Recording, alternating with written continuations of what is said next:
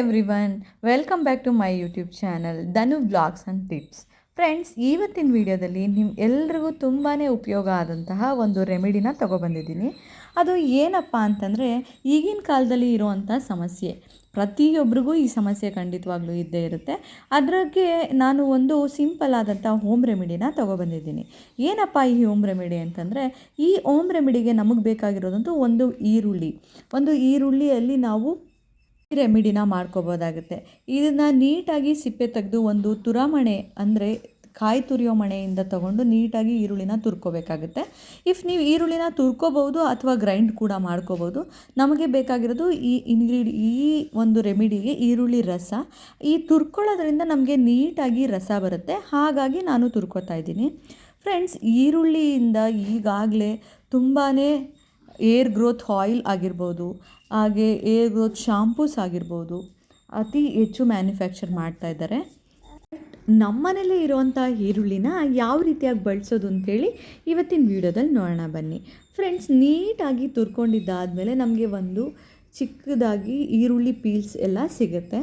ಅದನ್ನು ನಾವು ಹಿಂಡ್ಕೊಂಡಿದ್ದಾದಮೇಲೆ ನಮಗೆ ಒಂದು ಒಳ್ಳೆ ರಸ ಸಿಗುತ್ತೆ, ಈರುಳ್ಳಿ ರಸ ರೆಡಿಯಾಗಿ ಸಿಗುತ್ತೆ ನಮಗೆ.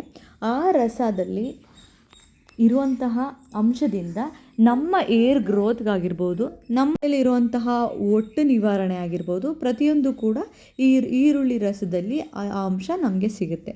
ಈ ಥರ ನೀಟಾಗಿ ಕೈಯಲ್ಲಿ ಹಿಂಡ್ಕೊಳ್ಳೋದ್ರಿಂದ ನಮಗೆ ಒಳ್ಳೆ ಈರುಳ್ಳಿ ರಸ ರೆಡಿಯಾಗಿ ಸಿಗುತ್ತೆ. ಈ ರಸಕ್ಕೆ ನಾವು ನಮ್ಮ ಮನೆಯಲ್ಲೇ ಸಿಗುವಂತಹ ಇನ್ನೂ 2 ವಸ್ತುಗಳನ್ನ ಆ್ಯಡ್ ಮಾಡಬೇಕಾಗುತ್ತೆ. ಆ ವಸ್ತು ಯಾವುದಪ್ಪ ಅಂತೇಳಿ ನೆಕ್ಸ್ಟ್ ನಮ್ಮ ವಿಡಿಯೋದಲ್ಲಿ ಮುಂದಕ್ಕೆ ನೋಡೋಣ ಬನ್ನಿ. ಈ ಥರ ರಸನ ನೀಟಾಗಿ ತಗೊಂಡಿದ್ದಾದಮೇಲೆ ನಮಗೆ ಆಡ್ಲಿ ಒಂದು 3-4 ಸ್ಪೂನ್ ರಸ ಸಿಗುತ್ತೆ. ಮೆನ್ಸ್ಗಾದರೆ 2 ಸ್ಪೂನ್ ಸಾಕಾಗುತ್ತೆ, ಬಟ್ ಸ್ವಲ್ಪ ಹೇರ್ ಇರುತ್ತಲ್ಲ ಅವ್ರಿಗೆ, ಹಾಗಾಗಿ ವುಮೆನ್ಸ್ಗಾದರೆ ಒಂದು 4 ಸ್ಪೂನ್ ರಸ ಬೇಕಾಗುತ್ತೆ. ಇದಕ್ಕೆ ನಾವು ಫ್ರೆಶ್ ಕೊಬ್ಬರಿ ಎಣ್ಣೆ ಆಗಿರ್ಬೋದು ಅಥವಾ ಪ್ಯಾರಾಶೂಟ್ ಕೊಬ್ಬರಿ ಎಣ್ಣೆ ಆಗಿರ್ಬೋದು, ಯಾವುದನ್ನು ಬೇಕಾದರೂ ಆ್ಯಡ್ ಮಾಡ್ಕೋಬೋದು. ಕೆಲವರು ಮನೆಯಲ್ಲಿ ಗಾಣದಿಂದ ತೆಗೆಸಿರುವಂತಹ ಕೊಬ್ಬರಿ ಎಣ್ಣೆ ಇರುತ್ತೆ, ಅದನ್ನು ಕೂಡ ಆ್ಯಡ್ ಮಾಡ್ಕೋಬೋದು.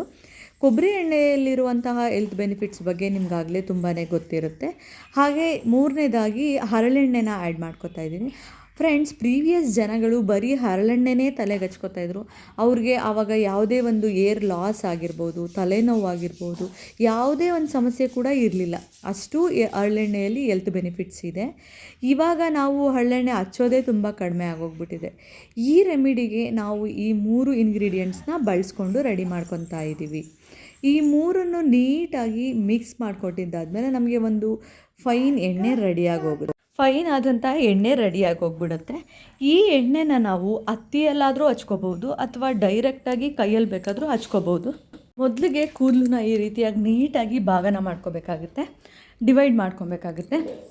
ಮೆನ್ಸ್ ಆದರೂ ಕೂಡ ಆಗಲಿ, ವುಮೆನ್ಸ್ ಆದರೂ ಕೂಡ ಆಗಲಿ, ನೀಟಾಗಿ ಡಿವೈಡ್ನ ಮಾಡ್ಕೊಂಡಿದ್ದಾದಮೇಲೆ ಆ ಆಯಿಲ್ನ ತೊಗೊಂಡು ಒಂದು ಕಡೆಯಿಂದ ನೀಟಾಗಿ ಹಚ್ಕೊಂಡು ಬರಬೇಕಾಗುತ್ತೆ.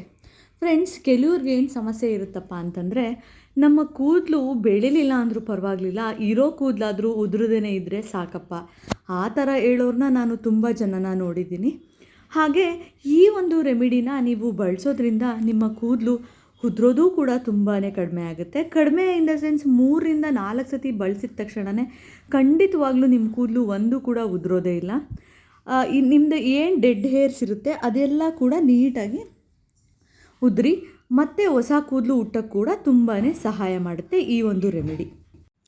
ಖಂಡಿತವಾಗ್ಲೂ ಫ್ರೆಂಡ್ಸ್, ನೀವು ವಾರದಲ್ಲಿ 2 ಬಾರಿ ಅಥವಾ 3 ಬಾರಿ ಇದನ್ನು ನೈಟ್ ಈಗ ನಾಳೆ ಬೆಳಗ್ಗೆ ತಲೆ ಸ್ನಾನ ಮಾಡಬೇಕು ಅಂತಂದರೆ ನೈಟ್ ಅಪ್ಲೈ ಮಾಡಿಬಿಟ್ಟು ಬೆಳಗ್ಗೆ ಎದ್ದ ತಕ್ಷಣವೇ ತಲೆ ಸ್ನಾನ ಮಾಡೋದ್ರಿಂದ ಖಂಡಿತವಾಗ್ಲೂ ನೀವು ಇದನ್ನು ಮಾಡಿ ನೋಡಿ ಕಮೆಂಟಲ್ಲಿ ನೀವೇ ಮೆನ್ಷನ್ ಮಾಡ್ತೀರಾ, very very good air oil ಅಂತ ನೀವೇ ಹೇಳ್ತೀರಾ. ಖಂಡಿತವಾಗ್ಲೂ very very good hair oil ಅಂತ ಹೇಳ್ಬಿಟ್ಟು ಇದನ್ನು ನೀಟಾಗಿ ಮಿಕ್ಸ್ ಮಾಡಿಕೊಂಡು ತಲೆಗೆ ಹಚ್ಕೊಂಡಿದ್ದಾದಮೇಲೆ ಜಡೆ ಆದರೂ ಎಣ್ಕೋಬೋದು ಅಥವಾ ಒಂದು ನಾಟ್ ಆದರೂ ಕಟ್ಕೋಬೋದು, ಏನು ಸಮಸ್ಯೆ ಇರೋದಿಲ್ಲ.